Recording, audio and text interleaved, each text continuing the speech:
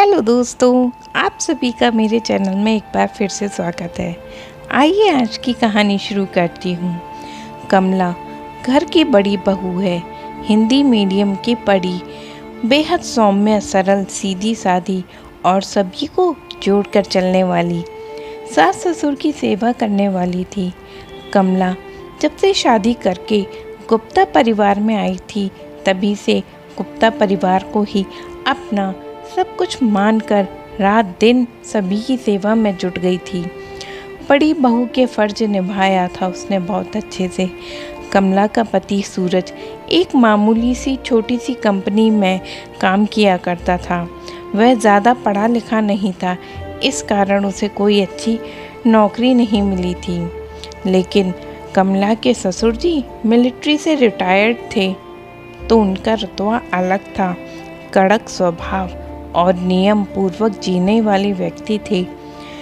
कमला के ससुर की पेंशन से घर का खर्च चलता था, इसलिए कमला की सास का हुक्म भी पूरे घर पर चलता था और कमला को हमेशा अपना रुतबा दिखाती थी।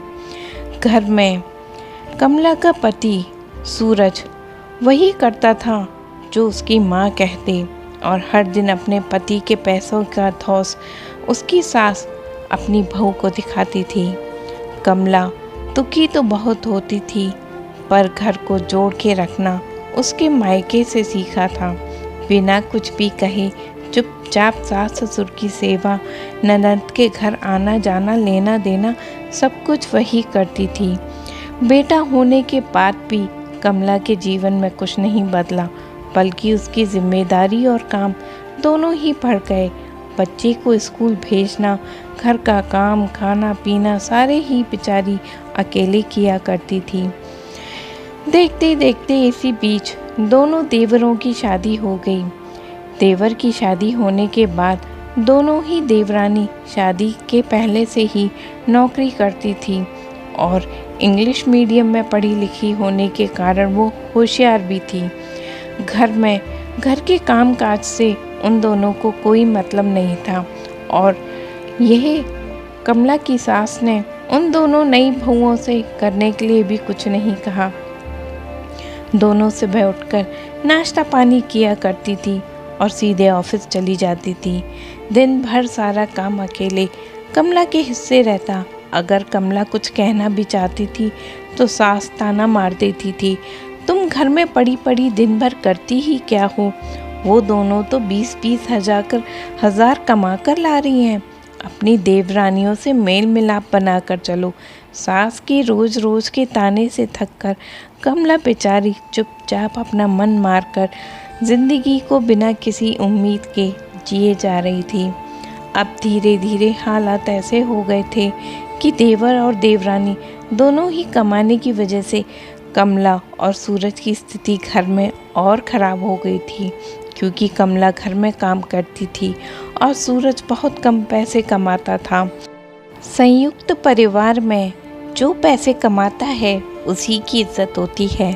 ऐसे में हर रोज़ घर का बंटवारा करने की धमकी दी जाती थी और किसी तरह कमला बेचारी सबके हाथ पैर जोड़कर अलग ना होने और साथ में रहने के लिए राज़ी किया करती थी। लेकिन दोनों देवरानी हमेशा धमकी देती थी, भाभी भैया का बंटवारा कर दो, देखते हैं कौन इनका पेट पालेगा। एक दिन कमला के बेटे के स्कूल से फ़ोन आता है। कमला और सूरज दोनों को बुलाया गया है। कमला की तो डर के मारे सांस फूल रही थी। पता नहीं बंटी की प्रिंसिपल ने दोनों को क्यों बुलाया है। बस स्कूल से फ़ोन आया था, मम्मी पापा दोनों को आना है। कमला की सास ने पीछे से आवाज़ दी, अच्छा जल्दी होकर आओ, तुम्हारी ननद शिवानी का फ़ोन आया था कि बड़ी भाभी को जल्दी भेज देना, घर में पूजा है, कथा का प्रसाद बना देंगी। घर का भी सारा काम पड़ा है। सास की बुनबुनाहट से कमला की आंखों में आंसू आ गए। वह कार में बैठते ही अपने पति के सामने रोने लगी। कहती है, देखा आपने, दोनों देवरानियां सुबह सुबह ऑफिस निकल लेती हैं, सीधे रात को घर पहुंचती है, कोई उनसे हिसाब नहीं मांगता। मैं आधा घंटा भी बाहर रहूं तो बवाल मचा देती हैं माँ जी। आए दिन दीदी के यहाँ पूजा पाठ, जन्मदिन, बस बड़ी भाभी चाहिए काम करने के लिए। मैं क्या नौकरानी हूँ? ऊपर से हर बात पर सुनो कि मंजली बहू 20,000 कमाती है, छोटी बहू 25,000 मंगाती है, बड़ी बहू फालतू है हर जगह जाने के लिए। काश अंग्रेजी मीडियम से पढ़ाई की होती तो शायद मुझे भी ये दिन ना देखना पड़ता, 10-15 हज़ार कमाने के लायक होती। सूरज कमला को चुप करवाकर अपने बेटे के स्कूल पहुंच गया था। किसी तरह कमला और सूरज ने डरते हुए प्रिंसिपल के ऑफिस में प्रवेश किया। बैठिए, मैंने ही फ़ोन करवाया था, कुछ पूछना था आपसे। हिंदी दिवस पर बंटी ने एक संस्कृत में कविता सुनाई थी। उसने बताया कि वो आपने लिखी थी। इतने बड़े स्कूल के प्रिंसिपल होकर भी वो बहुत प्यार से बात कर रही थी। सूरज और कमला देखते रह गए। सूरज कहता है कि जी कुछ गलत हुआ? वह बोलती है नहीं नहीं, बहुत ही सुंदर लिखा था मैम ने। आजकल ऐसी शुद्ध गलती के बिना हिंदी भाषा कम देखने को मिलती है। आपकी शैक्षणिक योग्यता क्या है मैम? तब कमला डरते हुए बोलती है एमए हिंदी साहित्य और बीएड। शादी से पहले मैं हिंदी पढ़ाती थी, इसीलिए भाषा शुद्ध है। बहुत सालों बाद तारीफ सुनकर कमला खुश हो उठी थी। प्रिंसिपल बड़ी तन्मयता से सुन रही थी। अच्छा, तो अब आप क्यों नहीं पढ़ाती हैं? घर में क्या मनाही है या आपको पसंद नहीं? कमला कहती है जहाँ भी आवेदन किया अंग्रेज़ी बोल ना पाने के कारण बात नहीं बनी। फिर शादी के बाद गृहस्थी में ऐसी उलझ गई कि कुछ होश नहीं रहा। तब प्रिंसिपल कहती है देखिए, मैं मुद्दे पर आती हूँ। आपकी कविता पढ़कर, आपसे बात करके हिंदी भाषा पर मैं आपकी पकड़ देख चुकी हूँ। डिग्री भी है, अनुभव भी है। हमें अपने स्टाफ में आप जैसी अध्यापिका की आवश्यकता है। यदि आप इच्छुक हो तो हम चाहते हैं कि आप कल से ही ज्वाइन कीजिए। क्यों मिस्टर सूरज, अगर आपको कोई दिक्कत नहीं है तो? सूरज ने जल्दी से हामी भर दी थी। अब कमला की खुशी का ठिकाना नहीं रहा था। दोनों घर पहुंचे थे तो सब उन पर बरसने के लिए तैयार बैठे थे। छोटी ननद घूरते हुए बोली, भाभी कहाँ थी आप? फ़ोन भी बंद था।